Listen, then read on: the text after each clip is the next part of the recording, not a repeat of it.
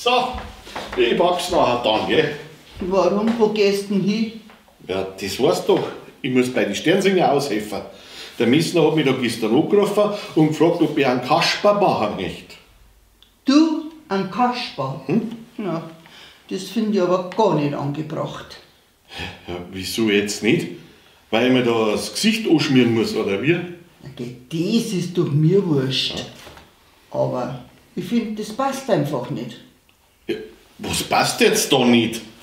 Naja, das heißt doch, die 3 Weisen aus dem Morgenland. Und? Von Weise bist du Welten entfernt. Haha, sehr witzig. Und wann meint dann mein heiliger König, dass er wieder heimkommt? Ach, mal, vielleicht führt uns der Komet noch ins Sternbrenner. Und da kann schon sein, dass ich erst im Morgenland. Wird. Im Morgenland. Sehr witzig.